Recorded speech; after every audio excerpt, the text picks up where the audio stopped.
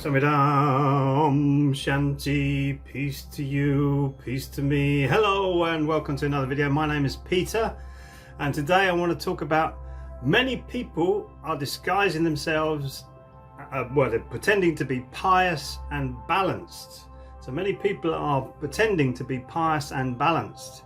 So what does that actually mean? It's the facade that we put up as human beings to say, yes, I am pious and I am balanced. But when you actually start to scratch the surface, which is my experience of this world, and I've met thousands and thousands of people as a musician, a gigging musician, jobbing, and I always was the one who was sitting there as the bass player, having the deep and meaningful conversations before and after the gigs. And I talk to a lot of people, and you scratch the surface of a lot of people, and the facade actually is just a facade. And you get a little bit deeper and you realize that actually we all kind of experience the same thing, and we're just a different perspective. We're looking at the picture from a different angle, which is your makeup as a human being. No one ever could be like you.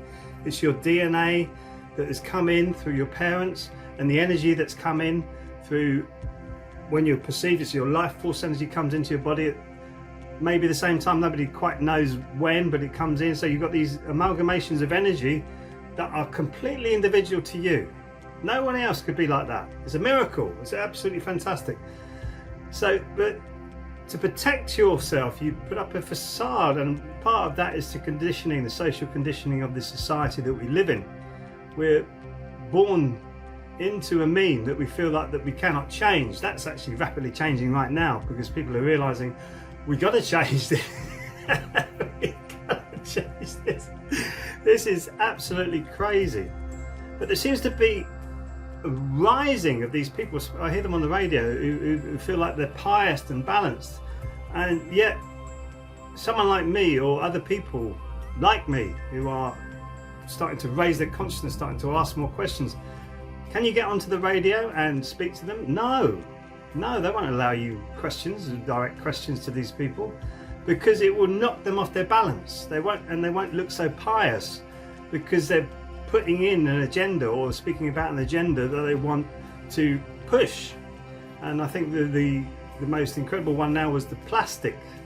So they were talking about you can't use reusable cups now in restaurants. Correct me if I'm wrong in the comments. Because of coronavirus, so we have to go back to using throwaway plastic. If that doesn't come straight from the oil industry, I don't know what does, because that's their byproduct, that's the waste, and that's why we've got so much plastic in the world, is because it's being pushed out. You can't do anything with it. So you push it out into throwaway objects, and that's why we've got these rising mounds of plastic all over the planet. And in the oceans, there's two major oceans, I think it's the Pacific and the Atlantic. Two enormous plastic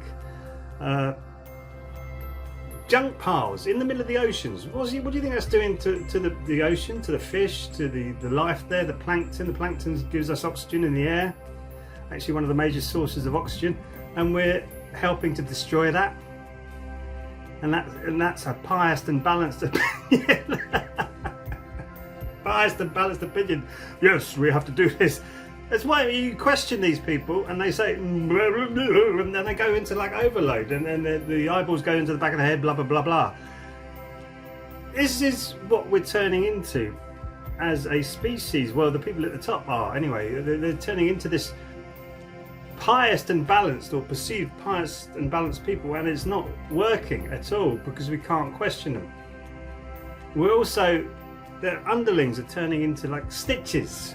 So you grass on your neighbour, especially right now with this coronavirus happening.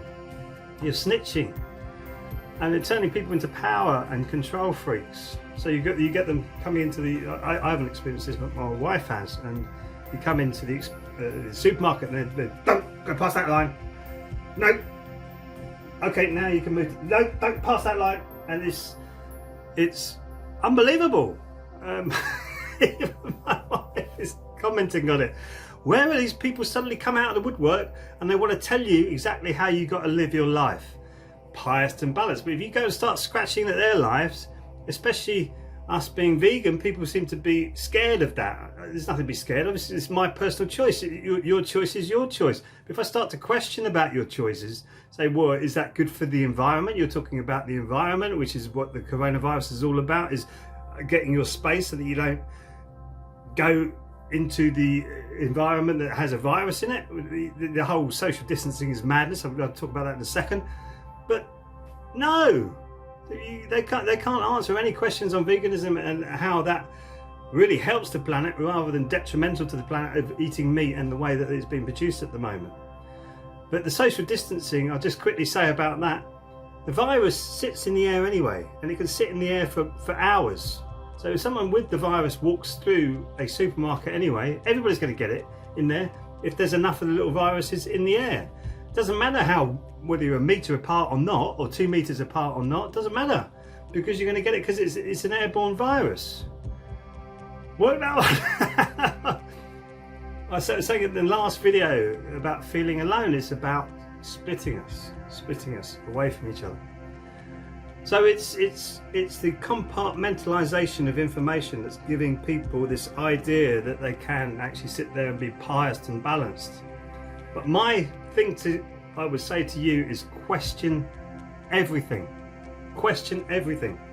Do your own research. I must admit now that it's a lot harder to research on Google because they're cutting swathes of information out. So you have to go deeper and deeper and deeper.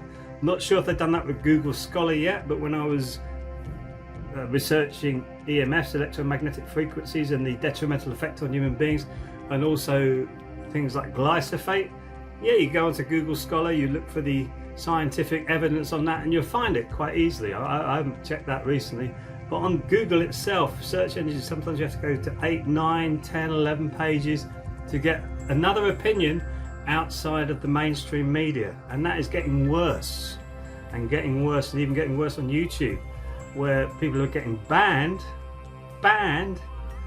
to express an opinion on something from their research. So if you do some research and you say, well, this is what I've come up with, this is what I feel is happening, you're not allowed to do that anymore. That's called killing freedom of speech, killing freedom of speech. And that's what a lot of these pious and balanced people want. Pious and balanced people want is that you cannot speak, so that they can sit there and pontificate over the top of you. I had it with my family when I was younger. I used to question everything. I didn't have the facts behind me. I had no scientific evidence. I had a gut feeling that this was all wrong, and that gut feeling kept unveiling itself as I got older and older. I thought, oh my goodness me, here's all the research and all the information I needed to respond rather than react. I used to react and get very angry and frustrated because I'm saying, well, this is wrong, and you're telling me that it isn't.